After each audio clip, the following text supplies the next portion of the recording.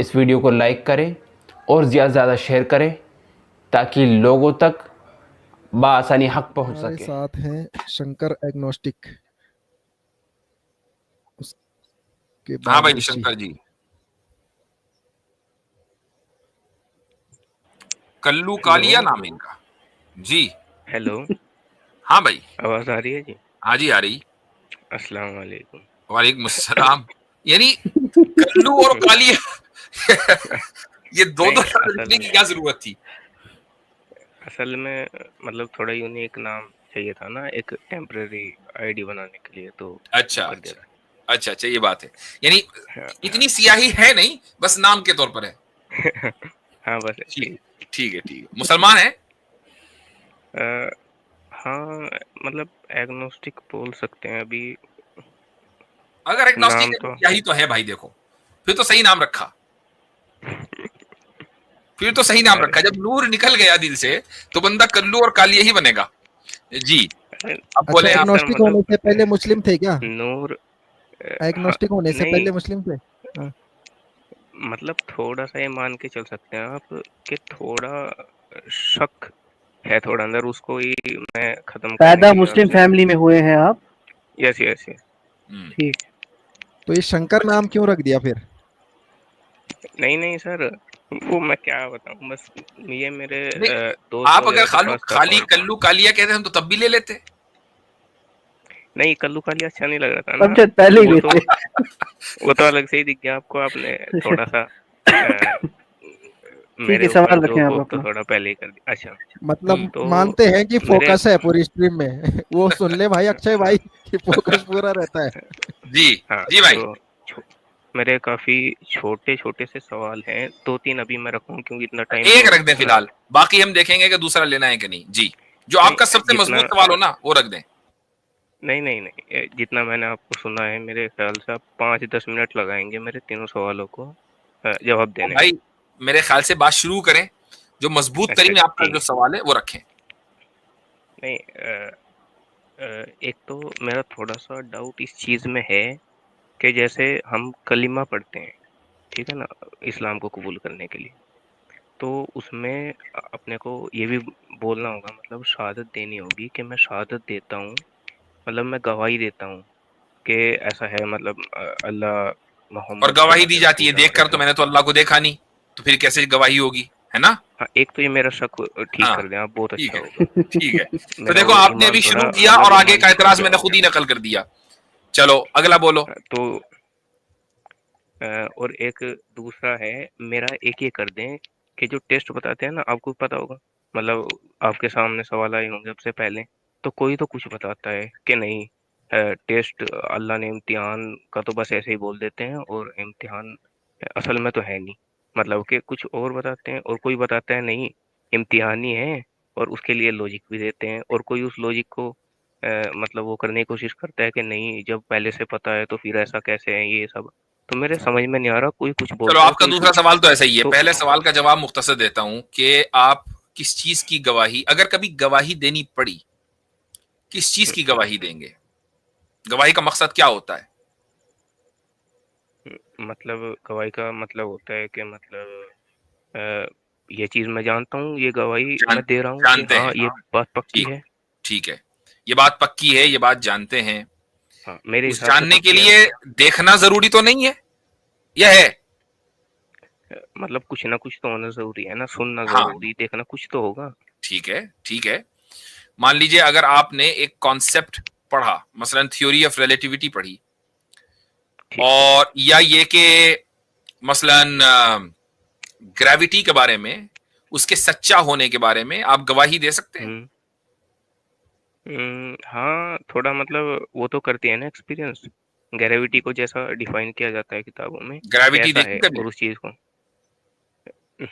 मतलब कुछ ना कुछ तो एक्सपीरियंस किया है ना, जैसा बताया ग्रेविटी जाता है, कुछ ग्रेविटी तो नहीं उदाहरण देखी ना देके। कभी? कभी तो देखी नहीं, हाँ या ना? नहीं, ग्रेविटी को बताया वॉक विद जाता मी, है। Walk with me. मैं कह रहा हूं कि आपने ग्रेविटी देखी या नहीं देखी, हाँ या ना? नहीं, आंखों से नहीं देखी, आंखों से मतलब नहीं कोई ऐसी देखी है। चीज नहीं जिस चीज को अच्छा, आंखों से देख जिन सके, चीजों पर महसूस कर सकते ग्रेविटी हैं। अप्लाई होती है वो चीजें देखी हम्म, हैं आपने।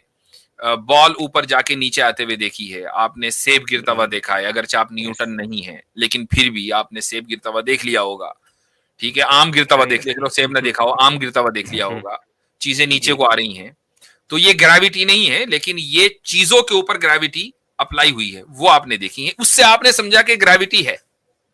हाँ हाँ, मतलब उदाहरण जैसा दिया जाता है, समझ।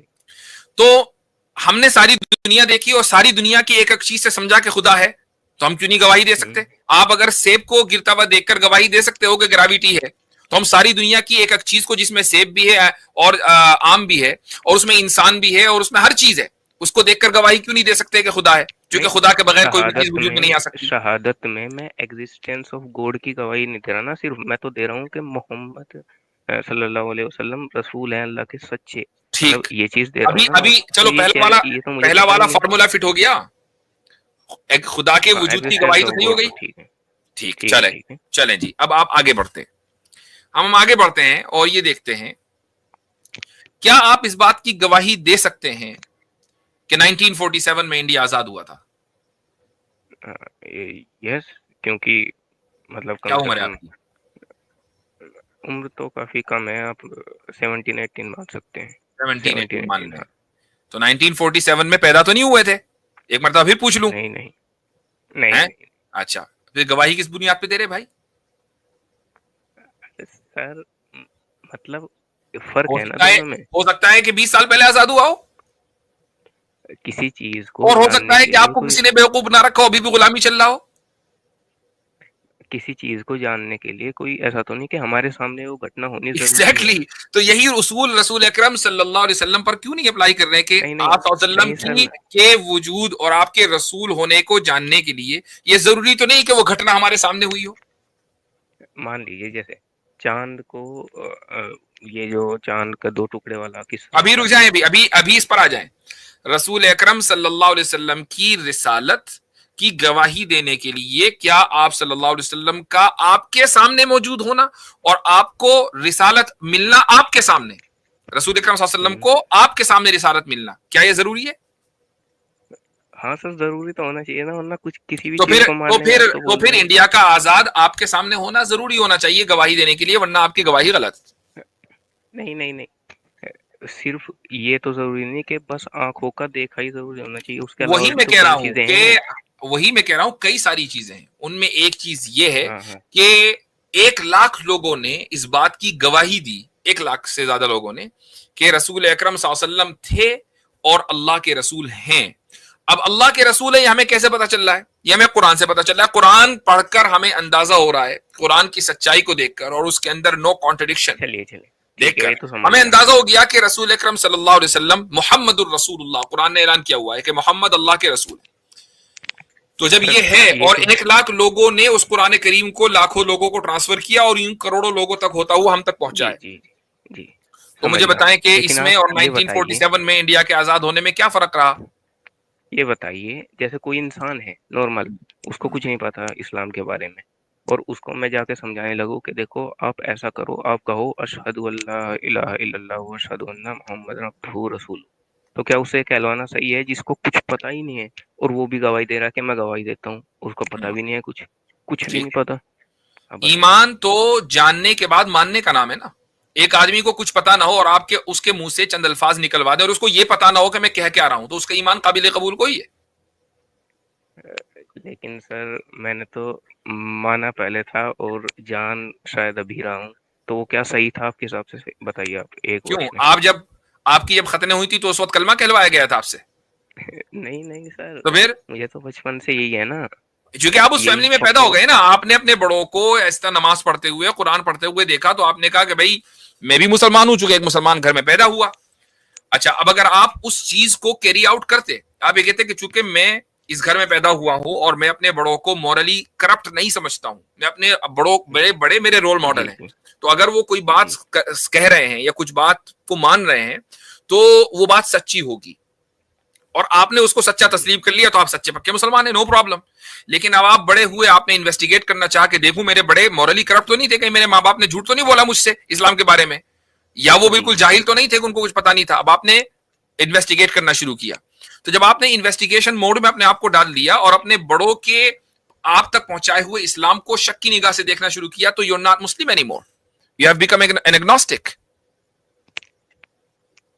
जी, लेकिन हाँ चलो ये तो मैं पूरा समझ गया, लेकिन इसमें सिर्फ एक दो लाइन तो बोलना चाहता हूँ पॉइंट यहां पर यह है कि रसूल अकरम सल्लल्लाहु अलैहि वसल्लम को देखे बगैर गवाही दी जा सकती है। गवाही दिए जाने के लिए शर्त यह है कि आपको इस बात का यकीन आ जाए कि मोहम्मद सल्लल्लाहु अलैहि वसल्लम वाकई अल्लाह के रसूल हैं, तब होगा मोतबर गवाही देना। मतलब चलिए एक बात बताइए, अगर किसी को इस बात का यकीन है कि जो मेरे सामने बंदा है ये इसका खून क्या होगा, जरूर मुझे यकीन है, मतलब देखा नहीं मैंने, लेकिन हाँ यकीन है कि ऐसा ही बंदा है, ये करेगा जरूर, और मैं जाके कोर्ट में गवाही देने लगूं कि मैं गवाही देता हूँ कि इसने ही किया है, तो क्या ये सही होगा? आपको यकीन है 100%? ये लग रहा है? सामने वाले को देख के लगता है कि भाई मुझे नहीं, तो देख के यकीन है, लेकिन लगने की देखा बात नहीं। नहीं हो रही, लगने पे गवाही नहीं दी जाती, चलिए यकीन पे मुझे गवाही पूरा दी जाती यकीन है। है, आपको ये पूरा यकीन है कि पूरा सामने यकीन वाले है, ने मर्डर किया है? यकीन पूरा है, लेकिन देखा नहीं है, और वहां जाके मैं गवाही दे रहा हूँ कि हाँ मैं गवाही हाँ, देता तो हूँ, गवाही तो दें, क्या है? वो अदालत के ऊपर है कि आपकी गवाही माने ना माने। आप गवाही दे सकते हैं क्योंकि आपको और 100% यकीन है। अदालत पूछे आप कि अभी क्या भी नहीं, आपने आप अभी भी नहीं देखा समझे है? कि यकीन का मतलब देखना नहीं होता। आप अभी भी वहीं पे नहीं, रुके हुए हैं। एक मिनट आप मुझे मिनट, बताएं, अगर आप मानते हैं कि इलेक्ट्रॉन होता है? यस। हाँ, आपने देखा है? नहीं सर, अपने को तो क्यों मानते हैं? देखिए, अब मैं आता हूँ आपसे समझने के लिए, और आप उल्टा काउंटर क्वेश्चन करके अरे मुझे फंसा नहीं, देते हैं। ये समझा रहा हूँ ना मैं आपको, क्यों मानते हैं आप तो इलेक्ट्रॉन है? यानी चलिए ठीक यहाँ है, इसको मैं समझ इसको गया। बोलते हैं उसूल ठीक करना। हम आपके जो उसूल है ना वो ठीक कर रहे हैं कि गवाही के लिए देखना जरूरी नहीं है। और तो क्या आप जरूरी है इलेक्ट्रॉन फिर? को भी मान रहे हैं, आप ग्रेविटी को भी मान रहे हैं, और वो जो बंदा जिसके ठीक बारे है, में आपको यकीन चलिए, है कि आपने मर्डर किया, उसने मर्डर किया है, तो आप उसके बारे में गवाही अब दे सकते हैं। Yes, you can testify. उल्टा उल्टा आप ही अपने क्वेश्चन का जवाब दे दीजिए कि इलेक्ट्रॉन को मैं क्यों मानूं। चलिए आप ही बताइए, ना माने? आप क्या बता सकते हैं? हमने कौन सा कहा भाई मानो? आपने कहा नहीं ना मैं नहीं तो नहीं, मानता हूं, मत मानो ना। मतलब माने ना, उसका इलेक्ट्रॉन होता नहीं। वो तो आपकी चॉइस है ना। अब अगर आप मतलब स्केप्टिक सवाल देखें, का अगर आप एक शायद आप ऑनेस्ट, भी जवाब अगर नहीं आप दे एक, सकते कि नहीं मैं इलेक्ट्रॉन को जवाब दूंगा, मानूं क्यों। मैं आपको हमें जवाब हमें तो दूंगा। पता है, हम तो मानते हैं। हाँ, मैं आपको जवाब ये बताइए दूंगा ना कि क्यों मानूं, उसी मैं टाइप आपकी से तरह, उनको क्यों मानूं। भाई बात तो सुन हाँ, लें। जी मैं जी आपको इस बताइए। जवाब ये दे रहा हूँ कि हम आपकी तरह स्केप्टिक नहीं है, ना ही हम आपकी तरह ये एक जगह पे सही बात मानेंगे और दूसरी जगह नहीं मानेंगे। जब इतने ज्यादा लोग टेस्टिमनी दे देते हैं तो हम मान जाते हैं कि हाँ इलेक्ट्रॉन एग्जिस्ट करता है। बात ये है कि हम अच्छा साइंटिफिक तो कम्युनिटी की टेस्टिमनी को मान लेते हैं। हमने खुद से अपनी आंखों से इलेक्ट्रॉन्स नहीं देखे। बिल्कुल ऐसा ही जी, जैसे कि मुस्लिम लेकिन कम्युनिटी मतलब की उनकी थ्योरी को नस्ल हम दर मानते नस्ल कैसे हैं? टेस्टिमनी से हमने ये मान लिया कि जी ये कलाम अल्लाह के रसूल पर नाजिल हुआ है। जी, अच्छा तो ये बात है। अ, चलें ठीक अच्छा है, तो बस यही जैसे आज के लिए। देखिए, जो और लोग गवाही दे रहे हैं नबी के सच्चा होने पे, वो इस आधार पे दे सकते हैं कि देखिए हमने तो मौजज़ा देखा है नबी को करते हुए, तो इसका मतलब वो सच्चे नबी है, और हाँ, आके हमको वो गवाही तो दे दें। लिविंग मौजूदा लेकिन मैंने कुरान तो है ना, नहीं देखा ना। तो उसमें गवाही कहीं और से जी लाने की ठीक जरूरत है, नहीं है, कुरान को पढ़ लीजिए। अच्छा अच्छा, चलिए ऑनेस्टली मेरा बताएं, दूसरा सवाल क्या ऑनेस्टली था? बताएं, होल्ड ऑन। पहले सवाल का जी जवाब हो गया, कुरान कितना पढ़ा? मैंने ट्रांसलेशन के साथ तो नहीं पढ़ा, बाकी तो वैसा पढ़ना आता है अरबी अच्छे ठीक से, है। और पढ़ा भी, और रोज रोज ट्रांसलेशन के पढ़ता हूँ साथ सुबह कितना सुबह। पढ़ा? नहीं, ट्रांसलेशन के साथ नहीं इतना खास पढ़ा, थोड़ा बहुत वैसे ही जो कितना पढ़ा? नॉर्मली पता थोड़ा होता है बहुत मुझे। पढ़ा ना, कितना पढ़ा? मान लीजिए कि मतलब जो आधारभूत चीजें हैं, जैसे कलीमा वगैरह हो गए कुछ, और कलीमा, कुछ सूरतें हो गई, अशहदु अल्ला बस। इलाहा इल्लल्लाह अशहदु अन्ना मुहम्मद अब्दुहु व रसूलुहु तो कुरान में है ही नहीं। नहीं सर, एक तो अल्हम्दु, जो सूरह फातिहा की है, उसको थोड़ा सा मैंने ट्रांसलेशन पता है मुझे सूरह उसका। फातिहा को उसको भी भी थोड़ा थोड़ा सा ही सा। ट्रांसलेशन। नहीं मतलब, अरे अच्छा, मेरे हिसाब से शंकर भाई, चल मुफ्ती साहब एक छोड़िए काम करते हैं। छोड़िए सर। शंकर भाई, अगर आप चाहें तो हम आपके साथ एक प्राइवेट डिस्कशन करेंगे, वो ज्यादा बेहतर रहेगा। ठीक है? आप अपना जी कोई ये जो है ना वो ईमेल वगैरह दे दें प्राइवेट में तो इंशाल्लाह। एक्नॉलेज इस्लाम, हाँ, आप अपना प्राइवेट में इनको ईमेल दे दें तो जी भाई। जी जी। शंकर भाई, शंकर एग्नोस्टिक उर्फ कल्लू कालिया साहब, आप एक काम करें कि इनको जो है ईमेल भेज दें हमारे एक्नॉलेज इस्लाम साहब को। प्राइवेट आपसे गुफ्तगू होगी। लेकिन एक आखिरी बात मैं आपसे कैसे? जरूर कहना चाहूंगा कि अपने को यही नहीं पता कैसे भेजेंगे। क्या? मतलब नहीं, मतलब मुझे आपका ईमेल कहाँ मिलेगा वो है ना, भेज तो मैं दूंगा। अरे प्राइवेट में, कहाँ प्राइवेट में कहाँ पे? प्राइवेट चैट में दे रहा हूँ ना मैं, ये आप दे जब दे ये वो देखिए देख लेंगे तो फिर मुझे गवाही दीजिएगा कि मैंने देख ली ईमेल। जी जी जी, ठीक, फिर ठीक जाने है, ठीक है, देंगे। मैं कोशिश करूंगा। अच्छा, कुरान करीम का तर्जुमा पढ़े बगैर आपको कुरान करीम के बारे में सवाल करने का हक ही नहीं है।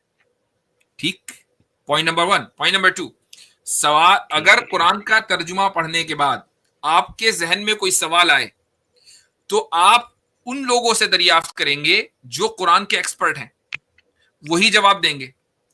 आप अगर मुर्तद्दों की और मुल्हिदों की स्ट्रीमों पे जाकर कुरान की आयत का को समझना चाहेंगे तो कभी भी सुबह कयामत तक नहीं समझ सकते। जी ठीक, जब आप इस लेवल पर रिसर्च करेंगे तो हिदायत के रास्ते आपके लिए खुलते चले जाएंगे और आपका दिल गवाही देगा कि अल्लाह एक है और रसूल अकरम सल्लल्लाहु अलैहि वसल्लम अल्लाह के आखिरी रसूल है। लेकिन रिसर्च आपने कुछ की नहीं और गवाही के ऊपर आपने सवाल उठा दिए। ठीक, तो ईमेल मिल गया? चलिए, ईमेल मैंने दे दिया है भाई हाँ, को, यहाँ आप पे उसका स्क्रीनशॉट उठा दें। इस्लाम लिखा हुआ आ वो रहा भाई है। यहाँ पे नहीं बोले, बस मिल हाँ, गया ना। हाँ मिल गया। अच्छा, हाँ गवाही देते हैं कि मिल गया? ओके, gmail.com यहाँ पे ऐसा है। हाँ, गवाही हाँ, देते हैं कि ईमेल मिल गया? गवाही दे दें। हाँ मिल गया सर, मेरे आंखों हाँ, मिल गया, चले ठीक है, बहुत अच्छी बात है। चले भाई, सर एक लास्ट, अब वो आप डायरेक्ट करें बात। नहीं, मेरे को तो ऐसा लग रहा है कि शायद अल्लाह ताला को पता नहीं रेप क्या है फिर। किस बुनियाद पर लग रहा है? क्योंकि इस हदीस में मौजूद नहीं है, इस हदीस में रेप का जिक्र नहीं, इसलिए अल्लाह ताला को नहीं पता। इस बुनियाद पर लग रहा है। नहीं, क्योंकि तो मुझे नहीं, तो मैं ऐसा वो लग नहीं रहा कह है कि रहा। आपको कुछ नहीं पता, और मुझे बिल्कुल तो सही आप लग रहा है। तो मैं जानना चाहता हूँ कि वो कौन सी हदीस में है कि रेप वो डिफाइन किया गया हो कि रेप ये है और जिना ये है।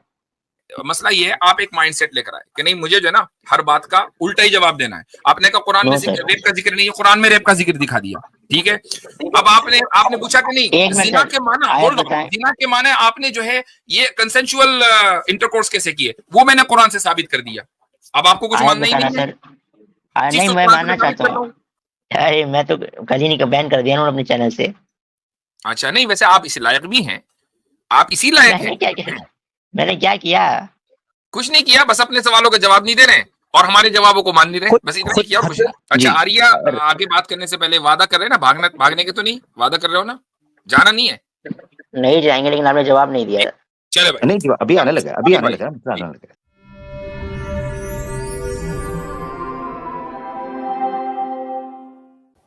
आर्य साहब,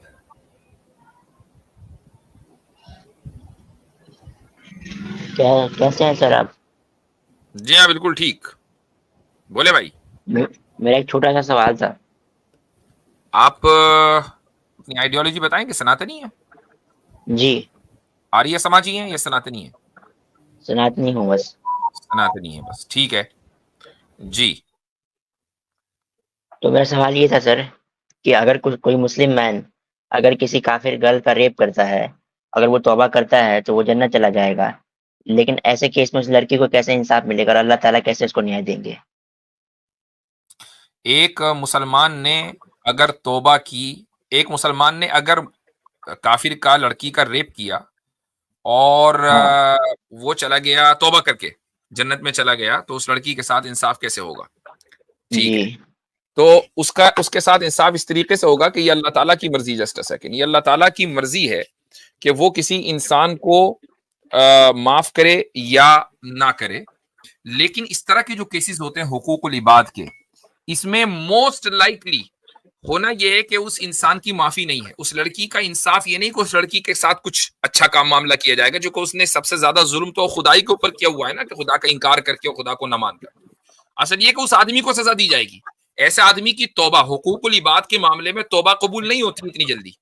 हुकूकुल लेकिन इबाद सर वो के मामले में तौबा खुदा कबूल मान रही है सर। क्या कह वो रहे हैं? खुदा मानेगी, वो खुदा मान रही है, लेकिन वो इस्लाम को नहीं मान रही। हाँ, तो इस्लाम को न मानने का क्या मतलब है? खुदा की बात को नहीं माननी ना, तो खुदा को मान। नहीं आ रहा हुकूकुल इबाद होता क्या है, मतलब हमको समझाएं। ओके, हुकूकुल इबाद क्या होता है? अच्छा, हुकूकुल इबाद, हाँ सही है, ठीक, मैं बता दूं। हुकूकुल इबाद का मतलब है कि इंसानों के जो हुकूक हैं, किसी का रेप करने का मतलब ये हुआ कि उस औरत के राइट्स को आपने वायलेट कर दिया। ये जो ह्यूमन राइट्स वायलेशन है ना, यही हुकूकुल इबाद है, ठीक है। ओके तो हुकूकुल इबाद की माफी नहीं है, अल्लाह ताला अपने हुकूक को फॉरगिव कर देगा, नो प्रॉब्लम। लेकिन जब इंसानों के हुकूक की बात आती है तो अल्लाह ताला फॉरगिव नहीं करता। ओके। पर बुखारी की हदीस में तो आता है सर कि अगर वो तौबा करेगा तो उसे माफ कर दिया जाएगा। हुकूकुल्लाह के मामले में इलीगल सेक्सुअल इंटरकोर्स, ये कहां पर है भाई? इलीगल, होल्ड ऑन, वो जिना की बात है, रेप की बात नहीं है। जी दो लोगों ने जिना किया कंसेंशुअल, और उनमें से एक ने तौबा करके इस्लाम कबूल कर लिया, तो इसमें तो हुकूकुल इबाद का वायलेशन नहीं हुआ ना। लेकिन सर वहाँ बाय डेफिनेशन जीना आप कैसे ले रहे हैं, क्योंकि वहाँ तो इलीगल सेक्सुअल इंटरकोर्स लिखा गया, तो रेप भी तो इलीगल है। वो हदीस बताइए किधर है? ये लफ्ज जिना जो है ना नहीं समझ पा रहे मेरे ख्याल से। लफ्ज़ जिना हदीस के अंदर मौजूद है। हाँ, वो हदीस बताई गया है। वो है सही बुखारी की 5827। बुखारी की 5827। चलो भाई, आ गई बुखारी की किताबुल लिबास में, इस वहां कैसे होगी? अच्छा जी, हाँ ये तो वहीं जना वहीं सरका, देखो लफ्ज़ जिना मौजूद है। तो उसमें यह है कि मामिन अब्दिन, जो भी इंसान जिसने ला इलाहा इल्लल्लाह कहा और इस पर मरा वो जन्नत में जाएगा अगरचे उसने जिना किया हो।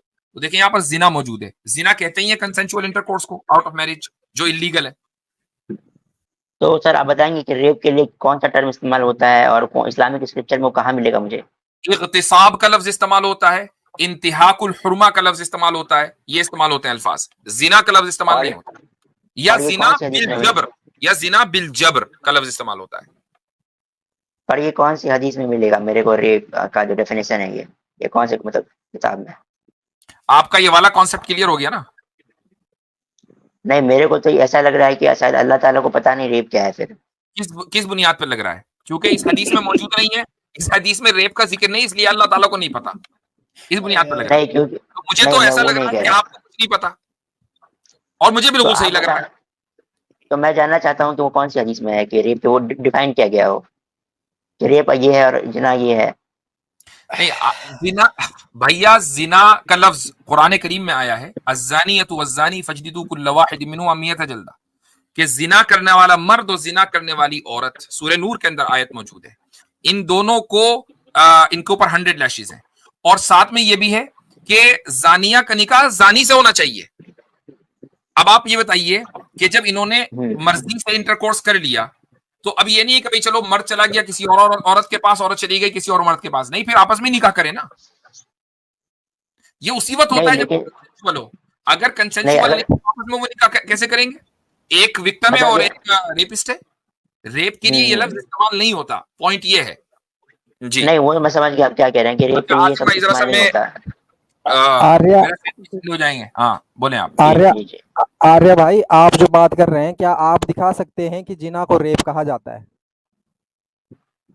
जिना को रेप कहा जाता है? नहीं, मैं वो नहीं कह रहा, मैं कह रहा हूँ कि तब तो इस हिसाब से तो जो मुतालबा कर रहे हैं, हमारा मुतालबा आपसे है कि आपने कहा कि दिखाएं कहाँ रेप के लिए कोई अलग वर्ड यूज हुआ है, तो आप साबित कर दें कि नहीं जी आप गलत है, मैं सही हूँ, जिना जो है रेप के लिए कहा जाता है। मेरा क्वेश्चन ही यही था कि अल्लाह ताला क्या उसको माफ करेंगे तौबा करने के बाद? ना फिर क्वेश्चन करें इस तरह का, अगर आप अलग से मांगेंगे तो आपको आर्या भाई आपको जवाब मिल गया कि जहाँ हुकूकुल इबाद का वायलेशन होता है, जहाँ पे ह्यूमन राइट्स का वायलेशन होता है, वहाँ जो है वो अल्लाह ताला माफ नहीं करते उस वक्त तक जब तक कि वो इंसान खुद माफ नहीं करे जिसके साथ जुल्म हुआ है। ठीक है, क्लियर है कॉन्सेप्ट? आपको जवाब मिल गया इसका। लेकिन सर अल्लाह ताला कुरान में तो ये कहते हैं ना कि शिर्क सबसे बड़ा गुनाह है, उसकी कम की गुनाह को अल्लाह ताला माफ कर देंगे। बिल्कुल सबसे बड़ा गुनाह है शिर्क, जो है वो सबसे बड़ा गुनाह है, वो अल्लाह के सबसे बड़ा जुल्म है कि वो अल्लाह के हुकूक में सबसे बड़ा जुल्म है। तो आपको पता है कि इस्लाम में दो राइट्स हैं, दो राइट्स हैं, आपको पता है 2 तरह के राइट्स होते हैं, एक को हुकूकुल्लाह, एक को हुकूकुल इबाद कहते हैं। Rights of Allah and rights of people, human, पता है आपको ये? लेकिन सर मुझे ये नहीं मालूम, लेकिन मुझे ये जानना है कि ये कहाँ लिखा है कि अगर कोई जो विक्टिम है वो माफी करेगी तभी उसको माफी मिलेगा अल्लाह द्वारा?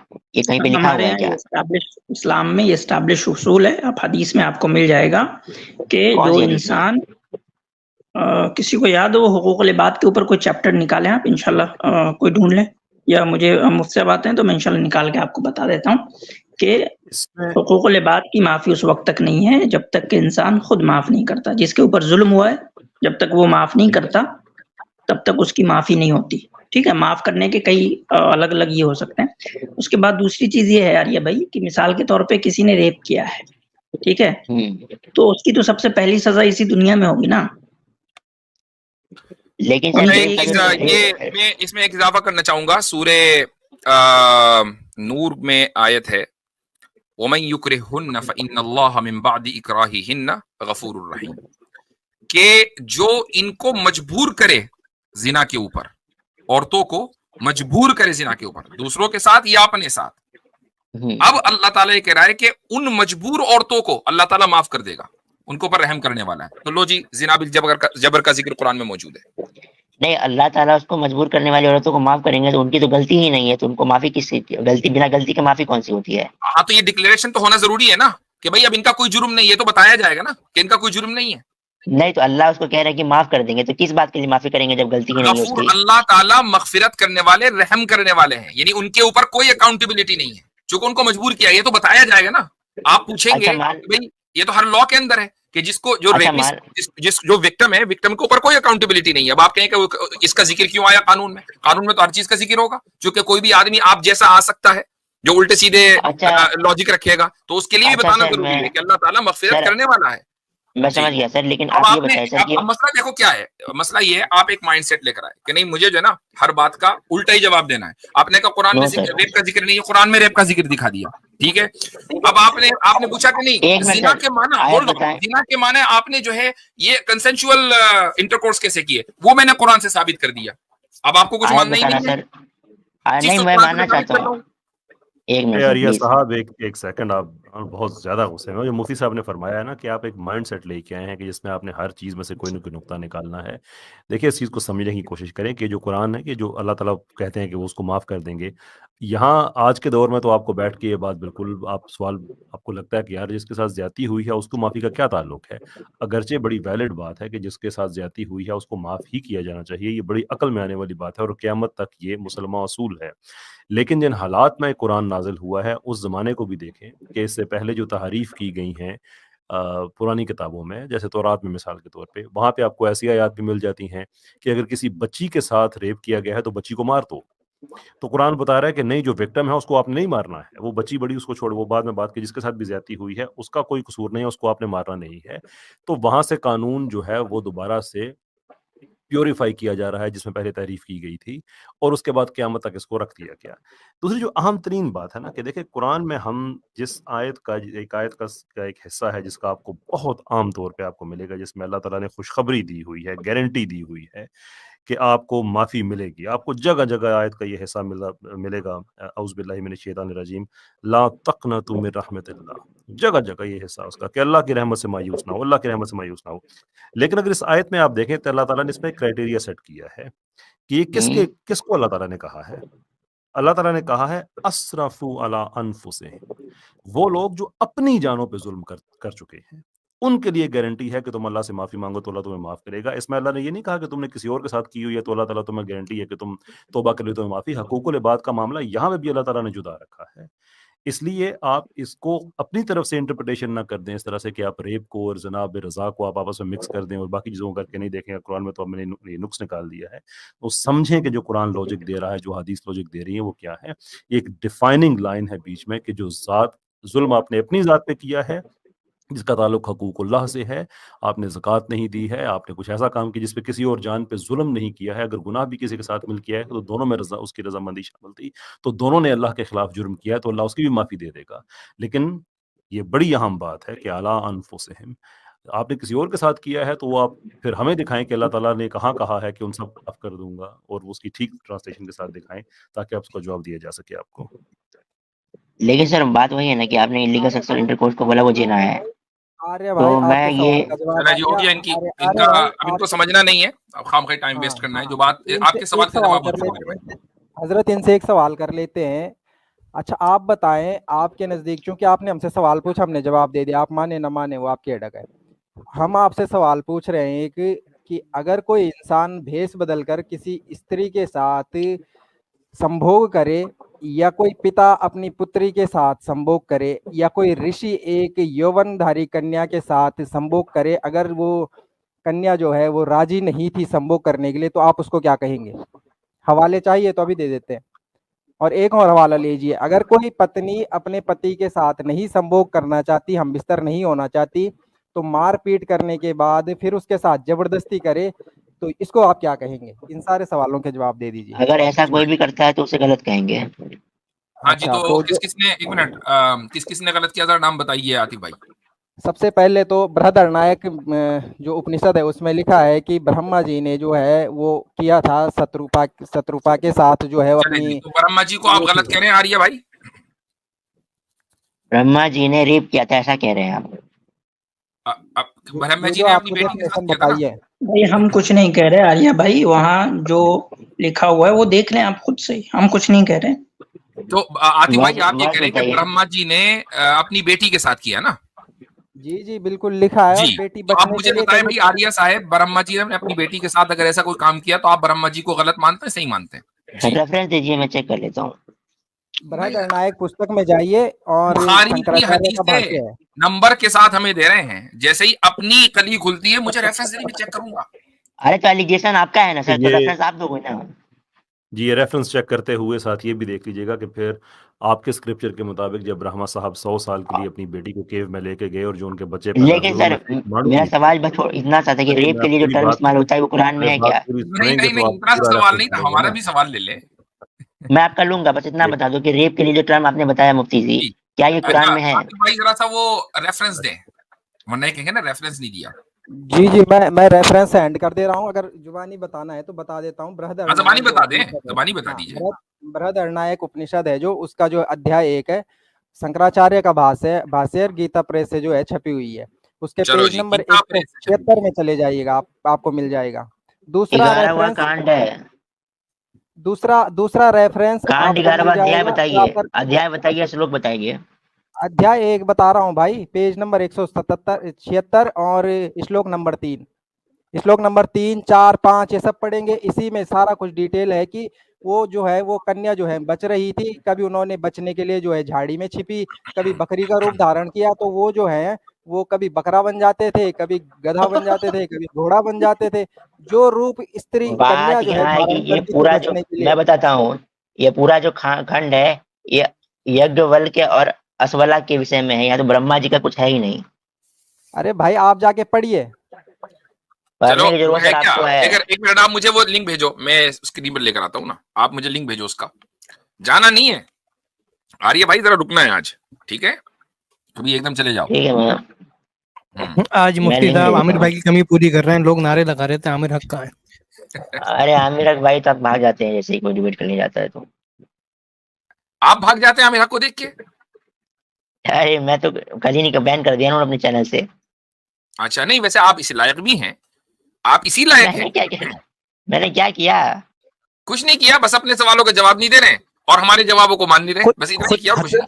हजरत खुद आप से ये एहतिसाब आज कर के दिया है। बाद आपको अपने जो आपके रिलीजियस लीडर्स है ना उनके पास जाके कहें कि मैं अरे गया था सर एतराज लेने, लेकिन मैं अपने रिलीजन की कली खुलवा के आया हूँ, आपको वो भी पता है आपको हीटेड कहेंगे कि डिबेट आप से हम फाइट लोग करेंगे। सारे मतलब आपके एलिगेशन को रिफ्यूट कर चुके हैं। अच्छा यार, बात तो अच्छा सुन लिया। अच्छा, एक मिनट जरा स्टेज फुल है, आमिर भाई को आना है, आमिर भाई को ले। देखिए आमिर भाई को मैं पहले बोल देता हूँ, अगर बदतमीजी किया इस बार तो इस बार मैं भी बोल दूंगा फिर। तो यार क्या हो जाता है आप लोगों को? अरे आमिर भाई बदतमीज है, मैं खुल के बोलता हूँ। हीटेड वैसे डिबेट पर इंसान हम नहीं आपकी सारी बातों का जवाब दे चुके हैं और नहीं, जैसे ही आमिर- आमिर भाई का नाम आया, देखो नहीं मुफ्ती साहब, आमिर भाई अरे क्योंकि आमिर भाई बदतमीज है ना। तो हीटेड डिबेट साहब क्या है, मतलब वो मुझे समझ नहीं, मैं नाम भी नहीं लेना चाहता हूँ वैसे लोगों को। नहीं अच्छा, मैं अगर पहले आपको जब ना आज मैं मेरी जी, बात आमिर भाई सुनिए आ गए।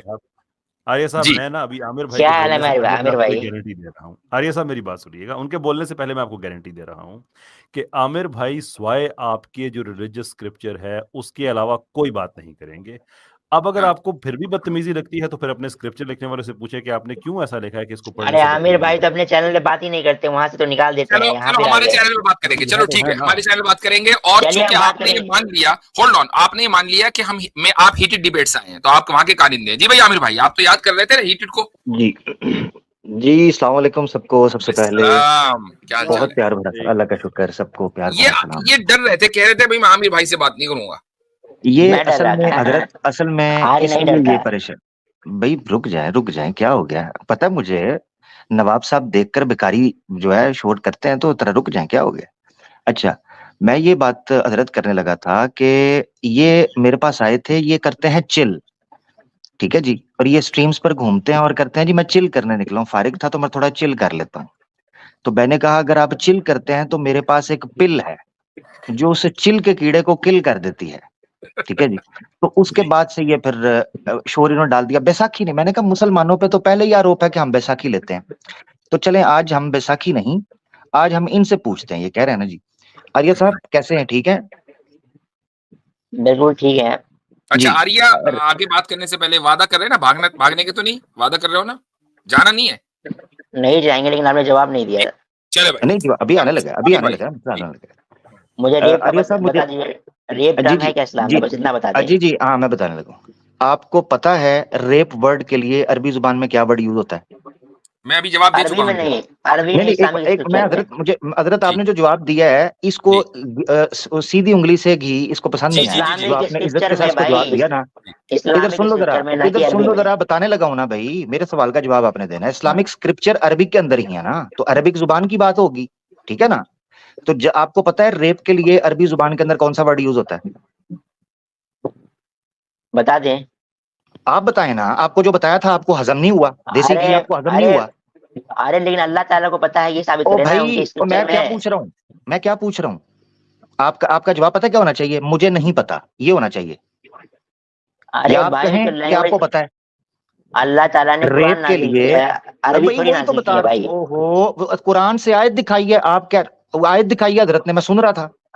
वर्ड हजरत दिखा दे ने मेरे को, कुरान से आयत रेप दिखाई रेप। है आपको। यार मेरी बात सुन, या तो मेरा भाई मेरी बात सुन, मेरे बीच में टोकेगा ना तो मैं सीधी बात है, मैं तुम्हारे साथ, मैंने इसीलिए कहा है, उस दिन भी तुम आए थे, कल आए हो, मैंने कहा चिल करना है या सीरियस हो, तुमने कहा सीरियस हूं, उसके बाद फिर ड्रामेबाजी शुरू की, तो मैंने सीधा फिर उधर आना है जो तुम्हें चुभेगी चीज, इसीलिए मैंने कोई ड्रामा इज्जत नहीं के किया साथ, था। इज्जत के साथ, हाँ कल भी इसीलिए मैंने तुम्हें कहा था कि अगर सीरियस हो, ये कटोरा लेकर हर चैनल पर जा रहे हो, तुम्हारा मक्कू ठप दिया गया है, तो तसल्ली से सुन लो बात। मैंने पूछा है रेप के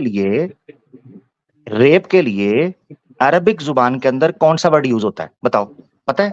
हाँ या ना, ये दो चीजों में जवाब आता है, पता है या नहीं, नहीं? मुझे नहीं मालूम है। नहीं पता। दो जवाब दिए हैं मुफ्ती साहब ने, एक हदीस का वर्ड दिखाया है, ठीक है, एक कुरान की आयत दिखाई है, ठीक है।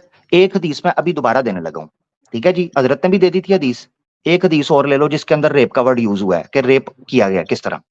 ये हदीस है तिरमिजी की 1453, अरबी जुबान के अंदर तिरमिजी की 1453 हदीस है।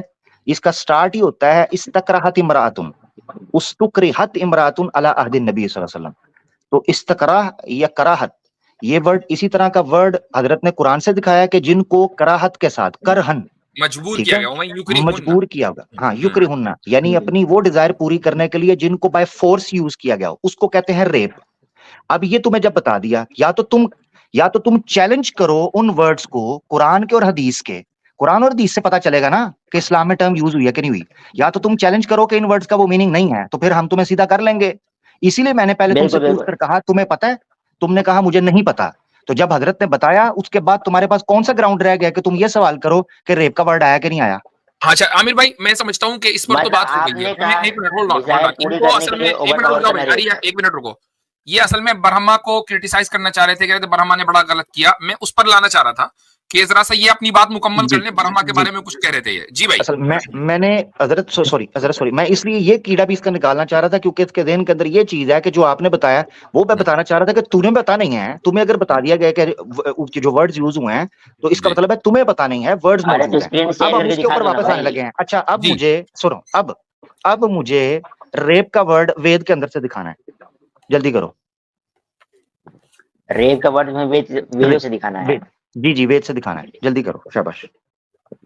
अरे भाई इतने सारे स्क्रिप्चर है, सब में देख लो ना।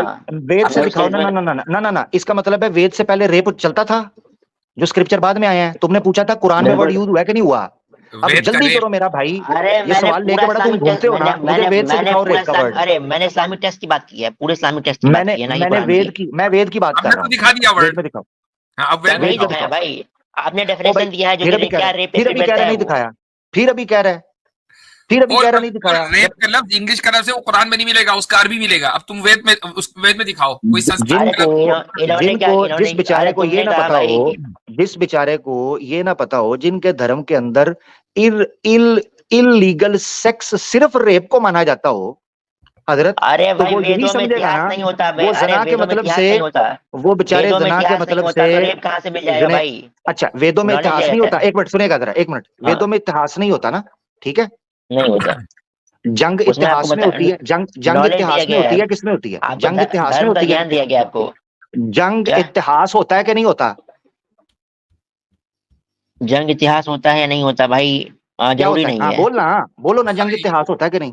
अगर भी जंग जाने करने की दो। नॉलेज दी गई, अगर जंग करने की नॉलेज दी गई है तो उसको इतिहास नहीं बोल सकते तुम। हाँ थैंक यू।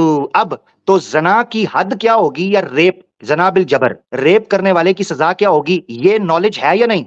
अगर वेद ये बता सकते हैं कि पति पत्नी का कर्तव्य क्या है, क्या पति पत्नी का कर्तव्य इतिहास में नहीं आएगा, विद्या में आएगा ना, तो क्या बलात्कारी के साथ क्या दंड होना चाहिए, विद्या नहीं है? अरे वो तो मनुस्मृति में ही बता दिया गया है कि तो बलात्कारी नहीं, के साथ क्या होना चाहिए। मनुस्मृति कब लिखी गई है, मैं वेद की बात कर रहा हूँ, मनुस्मृति क्या है? अरे भाई मनुस्मृति वैदिक ग्रंथ है, उसको माना वैदिक, जाएगा वेद के आधार एक मिनट, वैदिक मनुस्मृति वैदिक ग्रंथ है?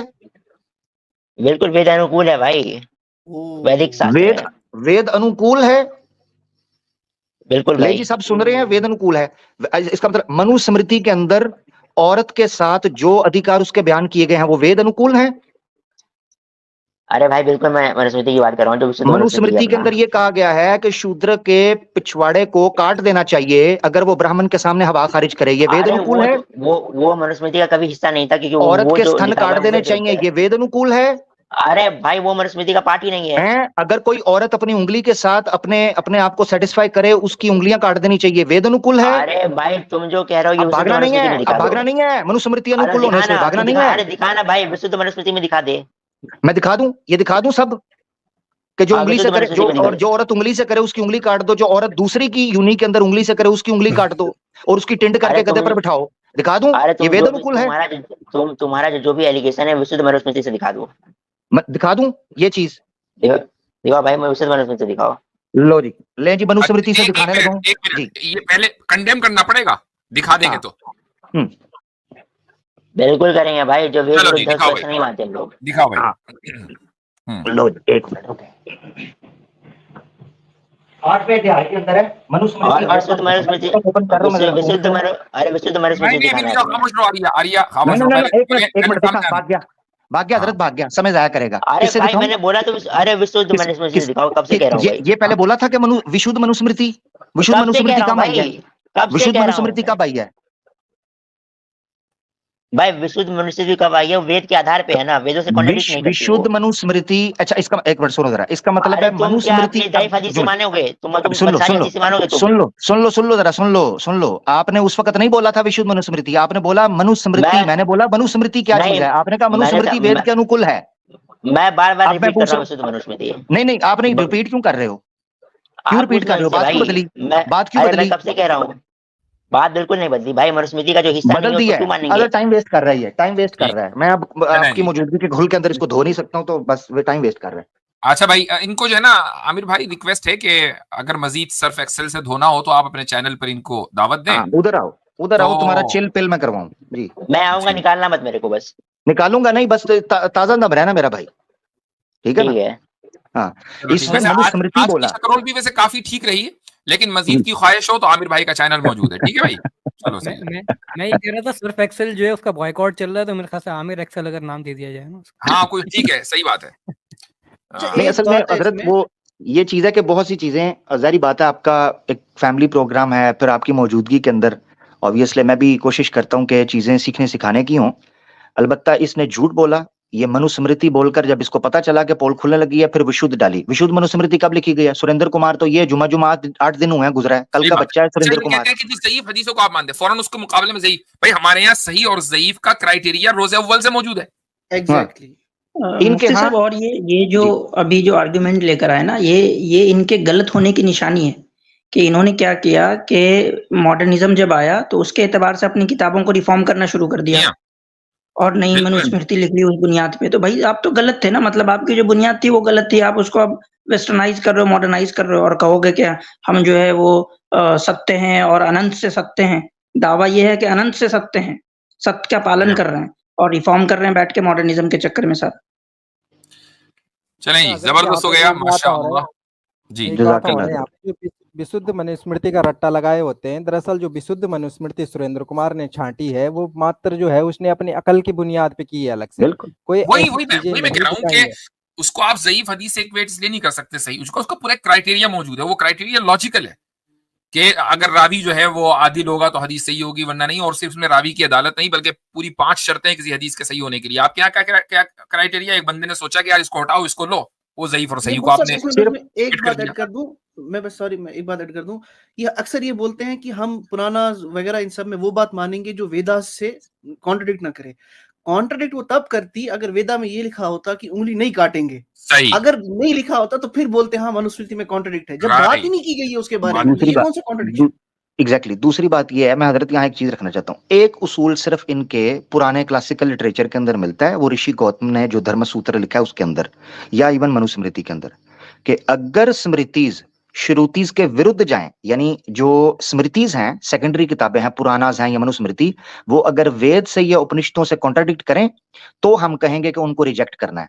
तो पॉइंट नंबर 1, वो कॉन्ट्रडिक्शन सेट नहीं होता। दूसरी बात, ये रूल कहां से निकल आया विशुद्ध मनुस्मृति के ऊपर? मैं इंशाल्लाह, मेरा दिल है मैं प्रोग्राम करूं, पोल खोलूं कि भाई किसी चीज का फैब्रिकेटेड होना, उसके लिए ऐसे रूल सेट होने चाहिए जो उससे पहले भी मौजूद हों शुरू से लेकर। मिसाल के तौर पर जब इल्मे हदीस सामने आया उसी वक्त उलमा ने उसूल हदीस मुतय्यन कर बता दिया कि इस रावी को, इस सनद को हम क्यों रिजेक्ट करते हैं और इस हदीस से क्यों वो हदीस बेहतर है, क्या ये चीज।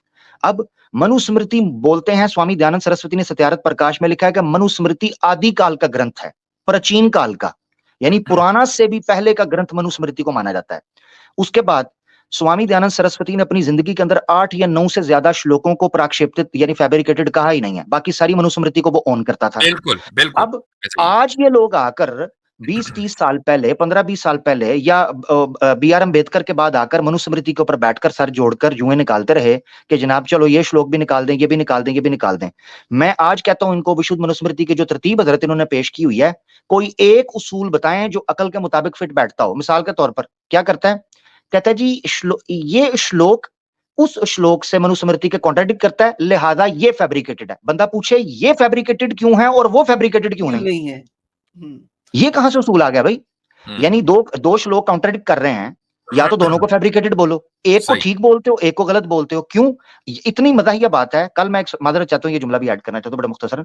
कल मैं जो प्रोग्राम कर रहा था उसमें मैंने एक श्लोक दिखाया 8वें का 346-45 करके, जिसमें व्यभिचार की यानी फॉर्निकेशन की सजा की बात की जा रही थी। उस एक श्लोक को गलत सही कहा गया है जहां पर सजा की बात है। उससे आगे जो श्लोक है जो एक्सप्लेन कर रहा है कि ये सजा इतनी सख्त क्यों दी जा रही है, उसको फैब्रिकेटेड कह दिया। पता है क्यों? क्योंकि उसी श्लोक के अंदर बताया जा रहा है कि ये इतनी सख्त सजा इसलिए है कि ये वर्ण सिस्टम को, जातिपात को डिस्टर्ब कर देगा।